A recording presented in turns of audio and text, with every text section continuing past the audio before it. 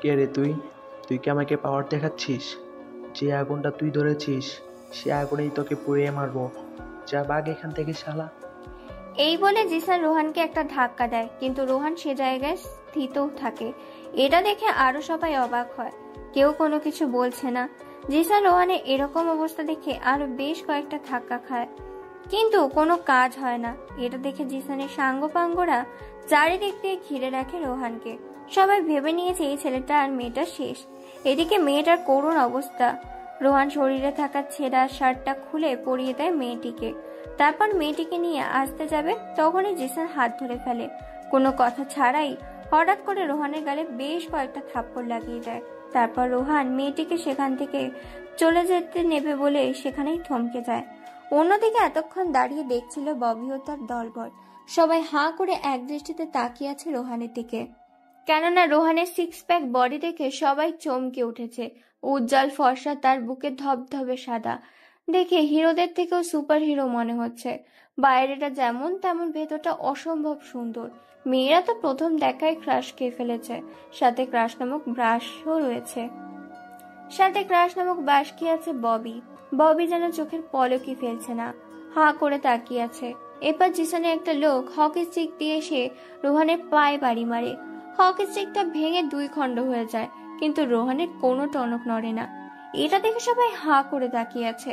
তারপর আরো বেশ কয়েকজন ছেলে হাতে ও পায়ে পিঠে ক্রিকেট ব্যাট দিয়ে মেরে যাচ্ছে, কিন্তু সব জিনিসই দুই খণ্ড হয়ে যায়।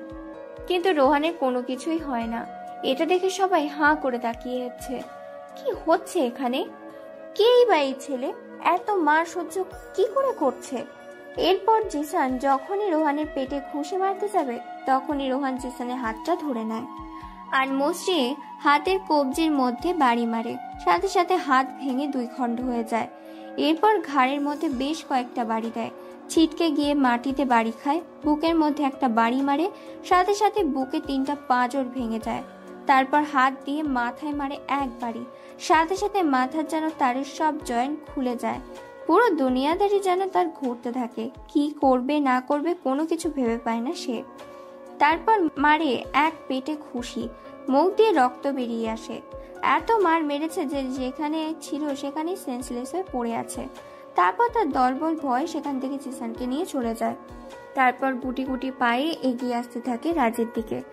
সবাই হাঁ করে তাকিয়ে আছে। রোহান এতক্ষণ কি করেছে কোনো কিছুই তার খেয়াল ছিল না। রোহান রাজের কাছে আসতেই রাজ বলে ওঠে, কিরে, কে তুই? তোর আসল পরিচয় কি বলবি এবার? যেখানে শহরের সবাই জিসানকে ভয় পায়, সেখানে তুই একাই তাদের সাথে মারপিট করলি। আমার নিজেরও ভয় লাগতেছে।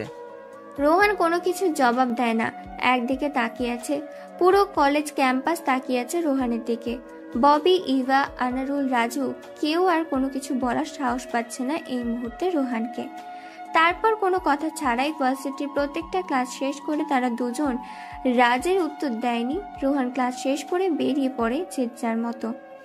রোহান পায়ে হেঁটে চলে আসে রাস্তার মোড়ে। সেখানে এসে কালো গাড়িতে উঠে পরের এই দৃশ্যটা আর চোখ এড়ায়নি ববি। হাঁ করে তাকিয়ে আছে, বুঝতে পারছে না কে এই ছেলেটা, এত সাহস পায় কি করে, তারপর এত দামি গাড়িতে উঠেই বা যাচ্ছে কই। তারপর গাড়িটা নিয়ে চলে আসে অসম্ভব সুন্দর একটা রাজপ্রাসাদের মতো বাড়িতে। তারপর রোহান গাড়ি থেকে নেমে গাড়ির ভেতরে চলে যায়। গাড়ির ভেতরে যখন ঢুকে যাবে, তখনই শর্মিলা বেগম বলে ওঠে, ধারা, কোথায় গিয়েছিলি? তোর বাবা একাই অফিস সামলাচ্ছে আর তুই বেড়াচ্ছিস মাস্তানি করে। রোহান কোনো জবাব দেয় না, চুপচাপ দাঁড়িয়ে থাকে। শর্মিলা বেগম আবার বলে ওঠে, শর্মিলা বেগম হচ্ছে রোহানের আম্মু, আর রোহানের বাবা হচ্ছে মিস্টার ফয়সাল চৌধুরী, তারই একমাত্র সন্তান রোহান। শর্মিলা বেগম আবার বলে ওঠে, এখন থেকে অফিস সামলাতে হবে, আজ যেন বাইরে ফালতু মাস্তামি করতে না দেখি। তোর কিন্তু অনেক রেকর্ড খারাপ, তোর বাবা তোর উপরে অনেক রেগে আছে। রোহান কোনো কিছু না বলে নিজের রুমে চলে যায়। তারপর বিছানায় ধপ করে গিয়ে শুয়ে পড়ে। দেখতে দেখতে সন্ধ্যা পেরিয়ে রাত হয়। কেউ ডাকতে আসেনি রোহানকে। দেখতে দেখতে রাত 10টা বেজে যায়। রোহান এখনো ঘুমিয়ে আছে। হঠাৎ রোহানের ফোনে একটা কল আসে। ফোনের শব্দে ঘুম ভেঙে যায় রোহানের। ফোন উঠিয়ে দেখতে পায় সাব্বির ফোন করেছে। ফোন রিসিভ করতে সাব্বির বলে ওঠে, ভাই জিসান নামের ছেলেটি আজকে আবারও একটা অপরাধ করেছে, আর তাকে আমরা গোডাউনে তুলে নিয়েছি।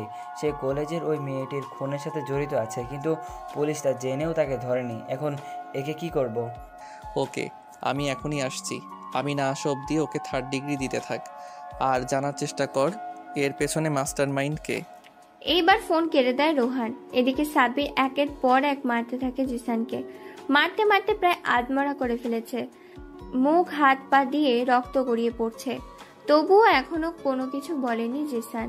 পাগলের মতো হেসেই চলেছে। রাত 11টা বাজে। কিছু সময় পরে রোহান এসে হাজির হয় গোডাউনের ভেতরে। তারপর একটা চেয়ার এনে দেয় একটা ছেলে। চেয়ারের উপর বসে পড়ে রোহান। তারপর একটা কবদা দিয়ে 2 হাতের 10 আঙুল কেটে ফেলে রোহান। তারপর সুই সুতো দিয়ে তার আঙুলের 10টা মাথা সেলাই করে দেয়। জিসান শুধু চিৎকার করছে, কিন্তু তার চিৎকার যেন কানে পৌঁছাচ্ছে না রোহানের। তারপর হাতুড়িও জুড়ে নিয়ে শরীরে বিভিন্ন জায়গায় হাতুড়ি দিয়ে আঘাত করতে করতে ক্ষত সৃষ্টি করে ঝুলে দিয়ে হাতুড়ি দিয়ে। তারপর রোহান জিজ্ঞাসা করে, বল তোর সাথে কে কে আছে, আর এসবের লিডার কে? ওই মেয়েটাকে নিয়ে হত্যা করে কেন কলেজের মাঠে ফেলে রেখে চলে গিয়েছিলি? জিসান কোনো উত্তর দেয় না, উচ্চস্বরে হাসতে থাকে।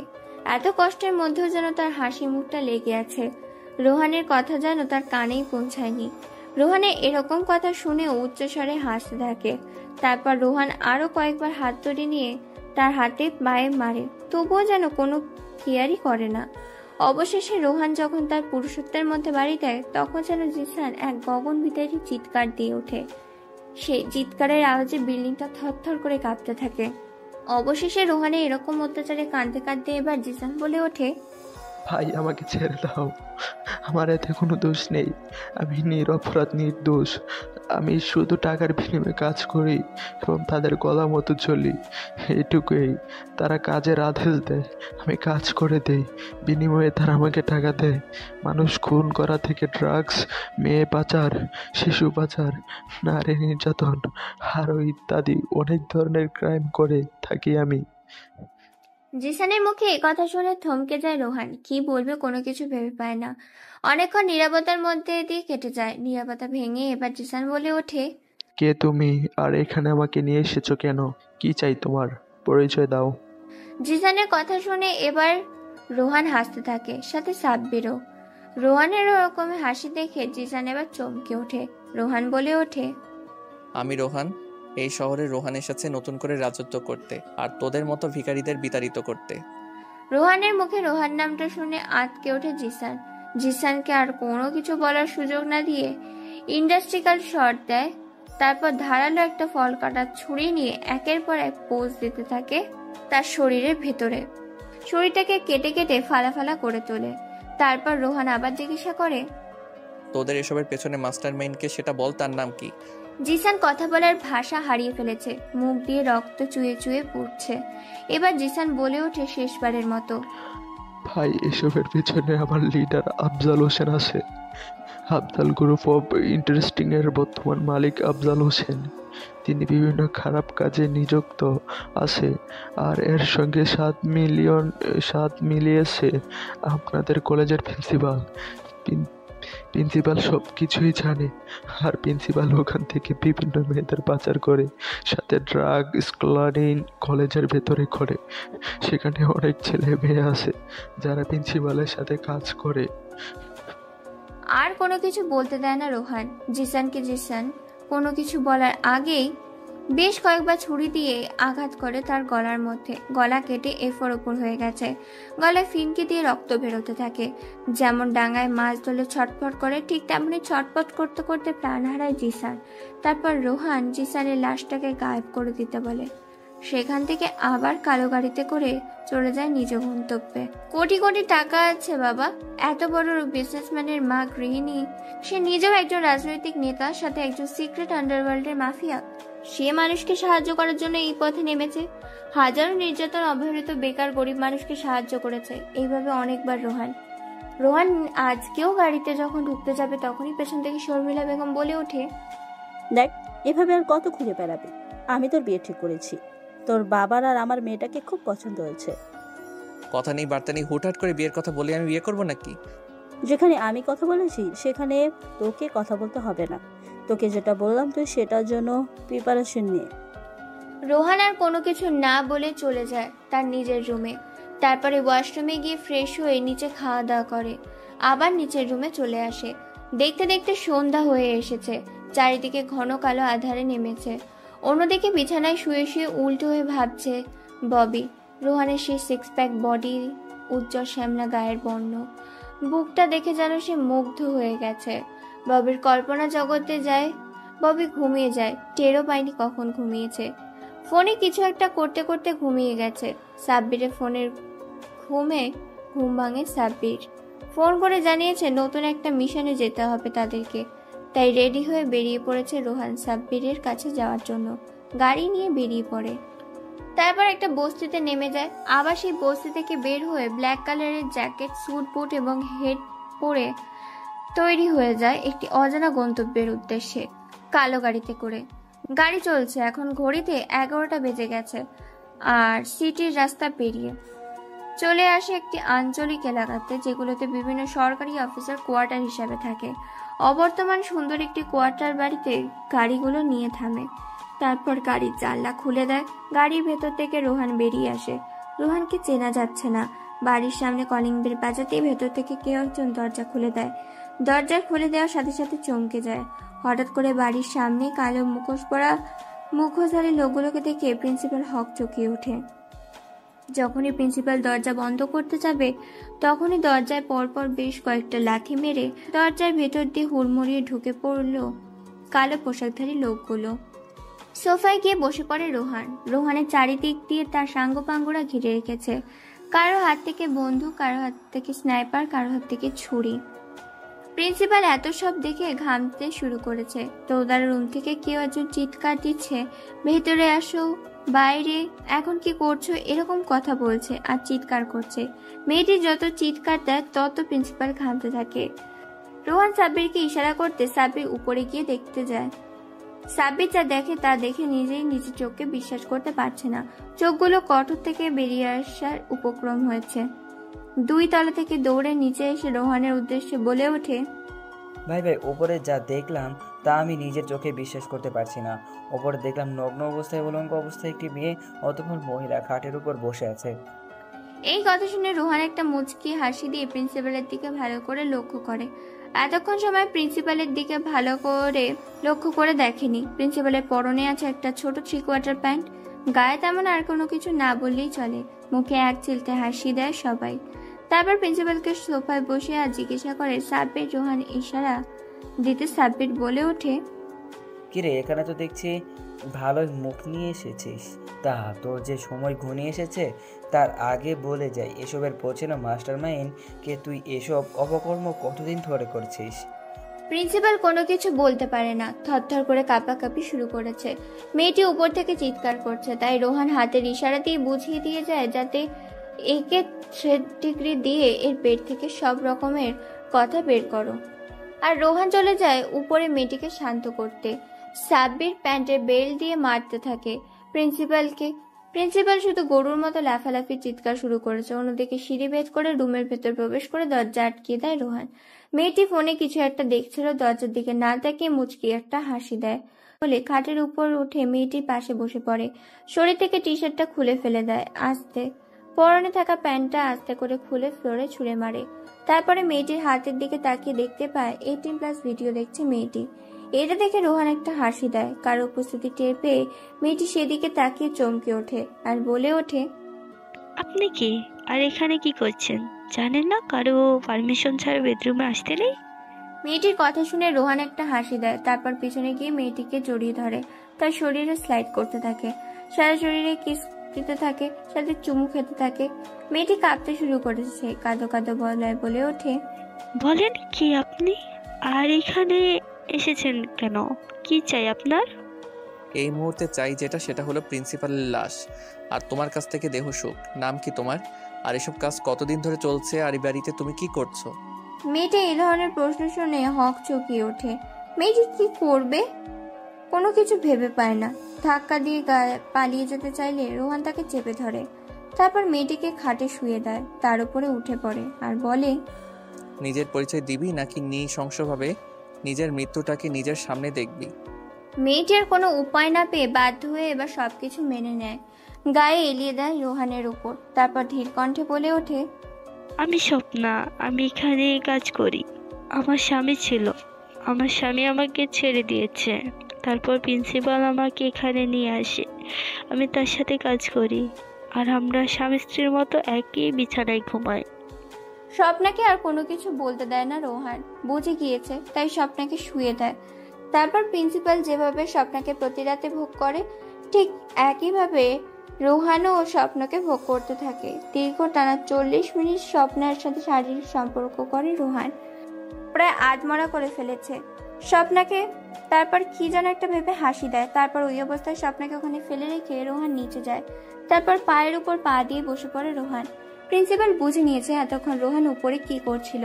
প্রিন্সিপাল কোনো কিছু বলছে না, শুধু থরথর করে কাঁপছে আর ঘামছে। এবার রোহান বলে ওঠে, তুই একজন প্রিন্সিপাল, ভার্সিটির শিক্ষক হয়ে তুই যেসব কর্মকাণ্ড করছিস তাতে তোর মৃত্যুটাই প্রাপ্য।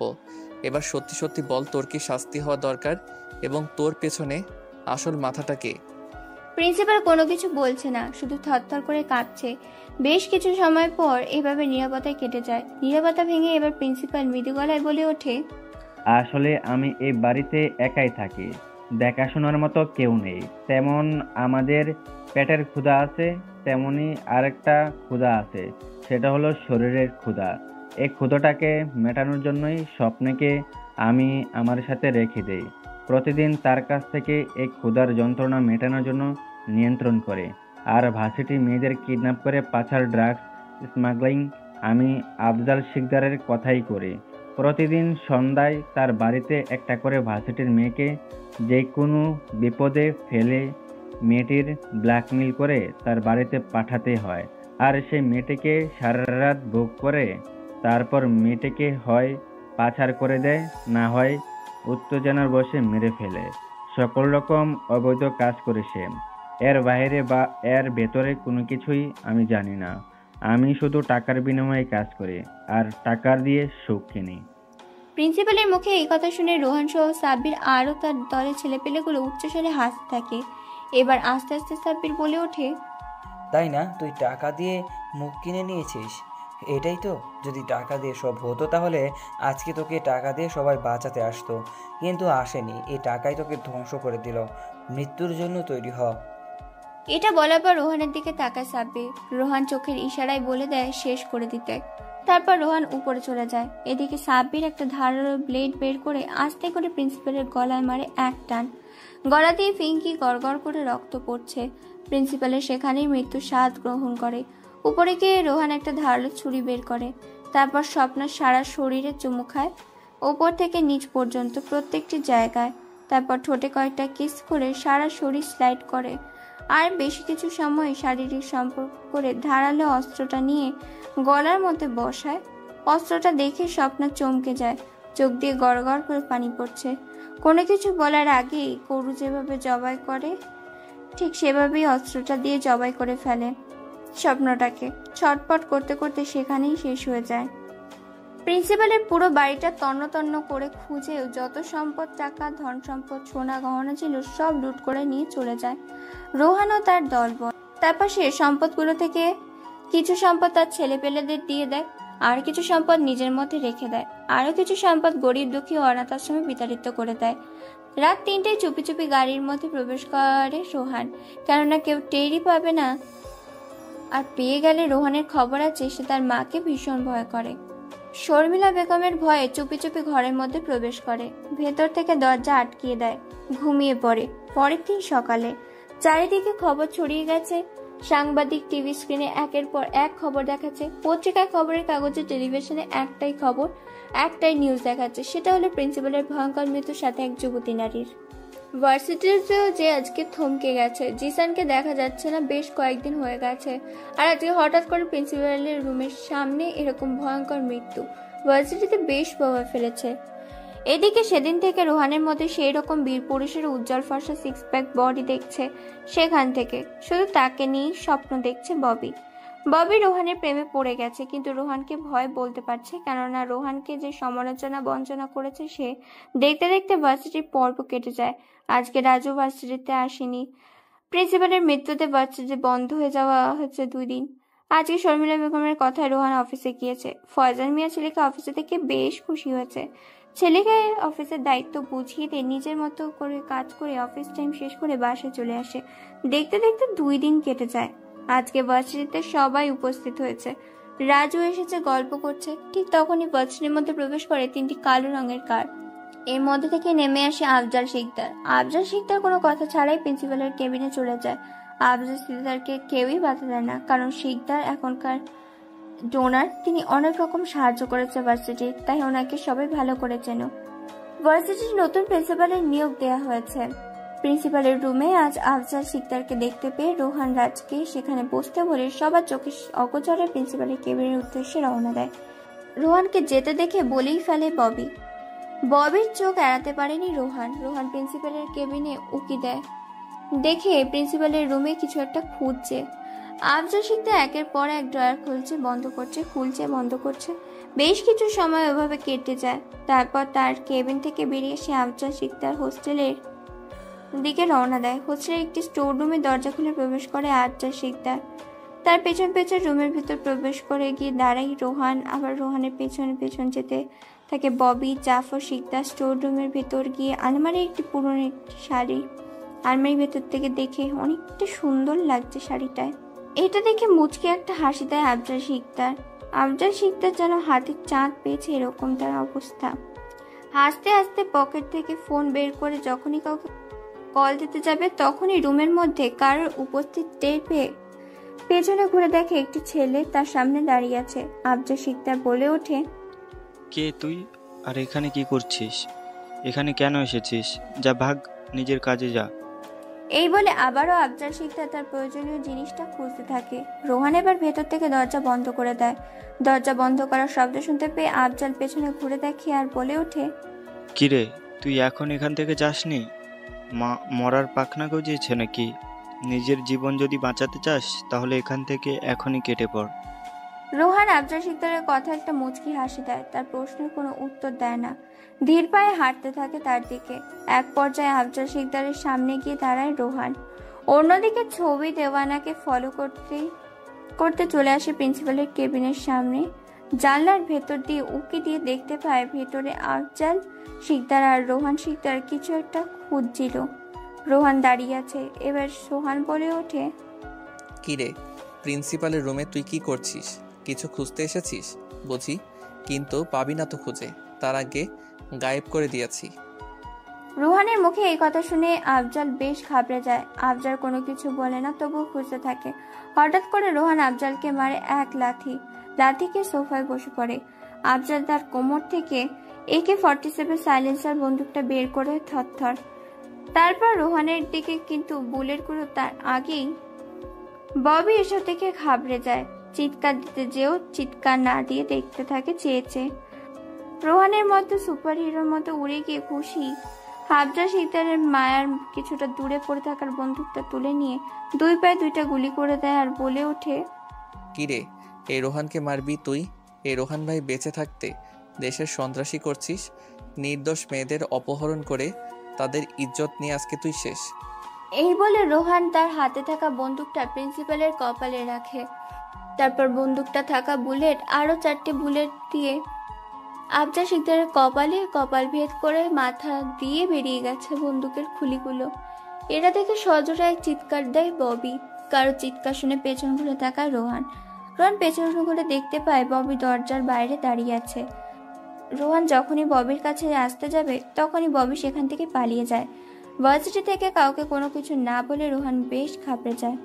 রোহান ববির পিছু পিছু যেতে থাকে। এক পর্যায়ে ববির গাড়িটা ধরে ফেলে রোহান কোনো কিছু না বলার আগেই ববি বলে ওঠে, প্লিজ আমাকে মারবেন না, আমাকে ছেড়ে দিন। আমি কিচ্ছু দেখিনি। আমি আপনার সাথে যে ভার্সিটিতে যেটা করেছি সেটা অন্যায় করেছি। আমি মানছি, আপনার যা শাস্তি আমাকে দেন, কিন্তু প্লিজ আমাকে মারবেন না। আমি খুব ভয় পাই বন্দুকে। রোহান ববির দিকে অপলক দৃষ্টিতে তাকিয়ে আছে, কোনো কথা বলছে না। রোহান ভালো করে জানে এখন তার কি করতে হবে। তাই গাড়ির ভেতর থেকে নামিয়ে আনে ববিকে। তারপর নিজের গাড়িতে করে নিয়ে যায় কাজী অফিসের সামনে। রোহান আগেই সাব্বিরকে বলে দিয়েছে যেন সেখানে চলে আসে। তারপর ববিকে নিয়ে কাজী অফিসের ভেতরে যায়। তারপর বিয়ের প্রস্তুতি নেয়। ববি বিয়ে করবে না এমনিতেও। এদিকে রোহান বিয়ের জন্য প্যারা দিচ্ছে কাজীকে। কাজী বিয়ে পড়াবে না বলে যখনই চলে যাবে তখনই বন্দুকের ভয় দেখায়। বন্দুক দেখে কাজী চুপসে যায়। চুপচাপ সব মেনে নেয়। কাজেই শুধু বলেছিল এই বিষয়ে করাবে না, জোরপূর্বক ভাবে বিয়েটা করা মোটেও ভালো কাজ না। তবুও জোরপূর্বক ভাবে বিয়েতে রাজি করেই ছাড়লো ববিকে। তারপর তাদের দুজনের বিয়ে হয়ে যায়। বাড়ির উদ্দেশ্যে রওনা দেয় ববিকে নিয়ে রোহান। কয়েক ঘন্টার মধ্যে রাজপ্রাসাদের মতো একটা বাড়ির সামনে এসে হাজির হয়। এত বড় বাড়ি দেখে চমকে যায় ববি। ববি এক দৃষ্টিতে হাঁ করে তাকিয়ে আছে। এবার ববি বলে ওঠে, এত সুন্দর বাড়ি, এত সুন্দর বাড়িটা কার বাড়ি? বাড়িটা দেখতে অনেক সুন্দর। ববির কথায় কোনো উত্তর দেয় না রোহান। একটা শুধু মুচকি হাসি দেয় রোহান। সাব্বির কলিং বেল বাজাতে ভেতর থেকে কেউ একজন দরজা খুলে দেয়। তারপর বাড়ির ভেতরের সামনে যায় রোহান। শর্মিলা বেগম নিজের ছেলের সাথে 16টি হাতি কোমড়া দেওয়া থেকে মেয়েকে দেখে বলে ওঠেন, মেয়েটা কে রোহান? আর তোর সাথেই বা কি করেছে? সাব্বির, মেয়েটা কে রে? কেউ কোনো কথা বলে না। বেশ কিছু সময় নীরবতার মধ্যে দিয়ে কেটে যায়। নীরবতা এবার রোহান বলে ওঠে, আম্মু সরি, আমি তোমাকে না জানিয়ে বিয়ে করে ফেলেছি আমার পছন্দের মেয়েকে। তুমি তো বলেছিলে আমাকে বিয়ে করে নিতে, তাই বিয়ে করে চলে এসেছি আমার পছন্দের মেয়েকে। ববি রোহানের মুখে পছন্দের মেয়ের কথা শুনে খুশি হয়, কিন্তু তার সাথে সাথে মন খারাপ হয়ে গেল, কারণ একটা খুনি মেনে নিতে পারছে না ববি। ববির মনে রোহানের জন্য ঘৃণা জমতে শুরু করে। শর্মিলা বেগম আর কোনো কিছু না বলে বরং ওখান থেকে চলে যায়। তারপর ভেতরে গিয়ে আসে নতুন বউ। তারপর আবার শর্মিলা বেগম বলে ওঠে, তোমার নাম কি মা? মাথার উপর থেকে ঘোমটাটা সরাও, দেখি তোমার চাঁদ মুখখানা একবার দেখি। বেশ কিছু সময় নীরবতা কেটে যায়। রোহান সিঁড়ি ভেদ করে দোতলার নিচের রুমে চলে যায়। অনেকক্ষণ নীরবতা ভেঙে ববি এবার লাজুকলতা গড়ায় বলে ওঠে, আমি মোসাম্মদ ববি আক্তার উম্মে কুলসুম। বাবা আমজাদ গ্রুপ অফ ইন্ডাস্ট্রির মালিক, মা গৃহিণী, বাবা মায়ের একমাত্র সন্তান আমি। শর্মিলা বেগম আমজাদ সাহেবের নাম শুনে বেশ অবাক হয়। তারপর কি যেন ভেবে শর্মিলা বেগম ববির মাথা থেকে ঘোমটা সরিয়ে দেয় আর চমকে ওঠে। ববি ও শর্মিলা বেগম একে অপরকে দেখে, কারণ শর্মিলা বেগম ববিকেই তার পুত্রবধূ হিসাবে নিজের ঘরের বউ করতে চেয়েছিল। তাই সেদিন ফয়জা চৌধুরী ও শর্মিলা বেগম রোহানের জন্য ববিকে পারফেক্ট ও সিলেক্ট করে আসে এবং কিছুদিন পরে তাদের বিয়ের দিন তারিখ ঠিক করা হবে বলে জানিয়েছিল। কিন্তু শর্মিলা বেগম তার আগেই দেখে তার ছেলে তার পছন্দের মেয়েকে বিয়ে করে এনেছে। এটা দেখে শর্মিলা বেগম বলে ওঠে, আরে মা, তুই আমার ছেলেকে বিয়ে করেছিস? সেদিন তো বললি না, বললি আগেই তোকে এ বাড়িতে নিয়ে আসতাম। শর্মিলা বেগমকে দেখে হকচকিয়ে ওঠে ববি। ববি কি বলবে তার কথায় কোনো কিছু ভেবে পায় না। তবুও ববি আমতা আমতা করতে থাকে আর বলে ওঠে, না মানে আসলে আন্টি, ওই আর কি, মানে হয়েছে, থাক, আর তোমার লজ্জা পেতে হবে না। যাও উপরে যাও, উপরে গিয়ে ফ্রেশ হয়ে নাও, আমি ততক্ষণে তোমাদের খাওয়ার ব্যবস্থা করছি। শর্মিলা বেগমের কথা মতো ববি এবার নিজের দোতলা রুমে যেতে থাকে। কোনটা কার চিনতে পারে না, তবুও চলে যায় রোহানের রুম খুঁজতে খুঁজতে। রোহান ভেতরে ফ্রেশ হয়ে কাপড় চেঞ্জ করছিল। তখন রুমের মধ্যে প্রবেশ করে ববি। ববি রোহানকে এরকম অবস্থা দেখে মারে এক চিৎকার। রোহান পেছনে ঘুরে দেখতে পায় ববি চিৎকার করছে। তাই আর কোনো কিছু উপায় না পেয়ে ববির মুখ চেপে ধরে। ববি হাতে ইশারায় বোঝাচ্ছে তাকে ছেড়ে দিতে। কিছু সময় পর রোহান ববিকে ছেড়ে দেয়। ববি হাঁপাতে থাকে। রোহান এবার বলে ওঠে, কি ব্যাপার, এইভাবে তুমি চিৎকার করছো কেন? আর তুমি এই রুমেই বা কি করছো? ববি একবার রোহানের দিকে তাকিয়ে আবার চোখ বন্ধ করে ফেলে আর বলে ওঠে, ছি, আপনার কি একটু লজ্জা শরম করছে না একটা মেয়ের সামনে এভাবে খালি গায়ে থাকতে? রোহান ববির কথা শুনে এবার নিজের দিকে তাকায়। নিজের দিকে তাকিয়ে তো অবাক, কেননা শরীরে কোনো কিছুই নেই। তাই দ্রুত ববির বুকে থাকা ওড়নাটা টান মেরে নিয়ে নেয়। এরপর নিজের শরীরে পেঁচিয়ে নেয় আর দৌড় দেয় বাথরুমের উদ্দেশ্যে। ববি রোহানের এরকম কর্মকাণ্ডে খুবই অবাক হয়। কিছুক্ষণ পর রোহান বেরিয়ে এসে দুহাত দিয়ে চেপে ধরে ববিকে আর বলে ওঠে, কি ব্যাপার, তুমি আমার রুমে কি করছো? তুমি না মায়ের সাথে ছিলে, আর রুমে এসেছো, নক করোনি কেন? আমি কি জানতাম নাকি এটা আপনার রুম? আমি তো খুঁজতে খুঁজতে রুমে চলে এসেছি, আর মা আমাকে এখানে আসতে বলেছে। রোহান কিছু বলতে যাবে তার আগে ড্রয়িং রুম থেকে শর্মিলা বেগমের চিৎকার শুনতে পায়। শর্মিলা বেগম বলছে, রোহান কোথায় তুই? নিচে আয়, বৌমাকে নিয়ে খাবার রেডি হয়েছে, তাড়াতাড়ি আয়। তারপর রোহান ববিকে ফ্রেশ হতে বলে নিচে চলে যায় খাবার খেতে। রোহানকে একাই সিঁড়ি থেকে নামতে দেখে শর্মিলা বেগম বলে ওঠে, কিরে তুই একাই সিঁড়ি দিয়ে নামছিস কেন? বৌমা কোথায়? বৌমাকে নিয়ে আয়, না হলে তোকে খাবার দেবো না। শর্মিলা বেগমের কথা শুনে রোহান সেখানে থমকে দাঁড়ায়। কোনো কিছু উপায় না পেয়ে আবার নিজের রুমে চলে যায়, বিছানার উপরে বসে পড়ে। রোহান অন্য দিক দিয়ে ববি ফ্রেশ হয়ে বকবকানি করে বের হয় ববি। রোহান বিছানায় বসে ফোন টিপছিল, কারো উপস্থিতি টের পেয়ে রোহান সেদিকে তাকায়। ববি রোহানকে দেখে চিৎকার দিতে যাবে, তার আগেই রোহান ববির মুখ চেপে ধরে। কিছু সময় নীরবতা কেটে যায়। নীরবতা ভেঙে এবার রোহান বলে ওঠে, কি ব্যাপার, এভাবে গরুর মতো চিৎকার দিতে যাচ্ছিলে কেন? এ বাড়িতে থাকলে যখন তখন চিৎকার দিতে পারবে না। আপনি এই রুমে কি করছেন? আপনি না নিচে গিয়েছিলেন, তাহলে এখানে কি করছেন? আমি এখন কাপড় চেঞ্জ করব, আপনি বের হন, আমি সব দেখে নিয়েছি। ও হ্যালো, এটা আমার রুম, আমি যখন ইচ্ছে তখন আসবো। আর আমি নিচে গিয়েছিলাম, আম্মু আমাকে পাঠিয়েছে। তোমাকে না নিয়ে গেলে আমাকে খাবার দেবে না তাই। কিন্তু আমি এখন কি করব? আমি তো কোনো কাপড় নিয়ে আসিনি, এখন কি করি? আচ্ছা দাঁড়াও, আমি একটা মায়ের শাড়ি নিয়ে আসি, সেটা পরিও। কিন্তু আমি তো শাড়ি পরতে জানি না, আমি শাড়ি পরবো না, কারণ আমি শাড়ি সামলাতে পারি না। একবার যদি আমার শাড়িটা খুলে যায় তো? রোহান আর কোনো কথা বলে না, রাগী একটা লুক নিয়ে চলে যায় শর্মিলা বেগমের একটা শাড়ি আনতে। শর্মিলা বেগমের শাড়িটা নিয়ে এসে রোহান বিছানার উপর রাখে। তারপর যখনই ববির বুক থেকে কাপড়টা সরিয়ে দিতে যাবে শাড়ি পরানোর জন্য, তখনই ববি রোহানের হাতটা এক বাড়ি দেয় আর বলে ওঠে, ছি, আপনার লজ্জা করছে না একটা মেয়ের এইভাবে বুক থেকে কাপড় সরিয়ে দিতে? আপনি কেমন মানুষ? ছি ছি, ইনি নাকি আমার স্বামী। ও হ্যালো, এখন থেকে আমি তোমার স্বামী, পরপুরুষ না। সো আমার কাছে সব আধিক্যতা দেখাতে এসো না। পড়লে পড়ো, না পড়লে নেই, আমি গেলাম। যখনই এই কথা বলে বাইরে যাবে তখন পেছন থেকে হাত ধরে ফেলে ববি। তারপর ববি বলে ওঠে, আচ্ছা দাঁড়ান দাঁড়ান, বাইরে যেতে হবে না, আপনি আমাকে শাড়ি পরাবেন, তবে একটা শর্ত, আমি আপনাকে চোখ বেঁধে দিব আর আপনি আমাকে শাড়ি পরাবেন। রোহান কোনো কথা না বলে সোজা হয়ে দাঁড়ায়। তারপর ববি একটা রুমাল বেঁধে দেয় রোহানের চোখে। তারপর রোহান ববির বুক থেকে কাপড়টা সরিয়ে দেয়। ববি এখন সম্পূর্ণ খালি গায়ে বিছানা থেকে শাড়িটা নিয়ে একে একে পরিয়ে দিতে থাকে ববিকে। ববিকে যতই শাড়ি পরাচ্ছে এবং কুচিগুলো তার পেটে গুঁজে দিচ্ছে, ততই কেঁপে উঠছে ববি। ববি দু হাত দিয়ে খামচে ধরে রোহানের মাথার চুল। হাতের বড় বড় নখগুলো খামচে ধরার কারণে পিঠে আঁচড় বসে যায়, সাথে হাতে রোহানেরও। তবুও রোহান শাড়ি পরিয়ে দেয়। তারপর এভাবে আয়নার সামনে নিয়ে ভালো করে সাজুগুজু করিয়ে নিচে নেমে আসে। দুজনকে দেখে শর্মিলা বেগম বলে ওঠে, বাহ, আমার ছেলেও মেয়েকে তো খুব সুন্দর মানিয়েছে। আর নিচে বস, তোদের খাবারতেই। তারপর রোহান ও ববি আর কোনো কিছু না বলে খেতে বসে যায়। শর্মিলা বেগম তাদেরকে খাবার বেড়ে দেয়। দুজনে খাবার খাচ্ছে ঠিক তখন শর্মিলা বেগম বলে ওঠে, জানিস বাবা, তোর জন্যই ববিকে তোর বাবা আর আমি দেখে এনেছিলাম, আর কিছুদিন পরে তোদের বিয়ে দিতাম। কথাটা শুনে আবার খাবার গলায় আটকে যায় রোহানের। ববি পানির গ্লাসটা এগিয়ে দেয়। রোহান পানি খেয়ে নেয়।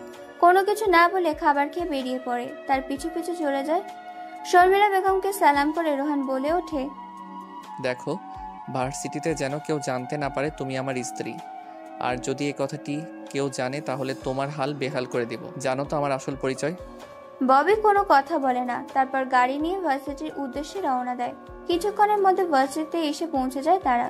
ভার্সিটির মাঠে এত দামি কার এসেছে থেকে সবাই সেদিকে তাকিয়ে আছে এক দৃষ্টিতে। গাড়ির ভেতর থেকে সর্বপ্রথম নামে ববি। ববি কোনো দিকে না তাকিয়ে চলে যায় তার বন্ধুদের কাছে। তারপর গাড়ি থেকে সামনের দিকে জানলা খুলে সর্বপ্রথম পা ফেলে একজন। উৎসুক চাহনিতে তাকিয়ে আছে সবাই। তারপর একটা হাত বের করে হাতে বেশ দামি ঘড়ি, তারপর হিরোদের স্টাইলে বের হয়ে আসে গাড়ির ভেতর থেকে। সবাই যাকে দেখে তাকে দেখে চমকে যায়, কেননা সেই খ্যাত রোহান, যে কিনা ছেঁড়া প্যান্ট, ঢিলে ঢালা শার্ট, মাথায় চপচপে তেল দিয়ে আসতো ভার্সিটিতে। আর সেই ছেলে কিনা দামি গাড়িতে, তাও আবার তার সাথে আছে ববি।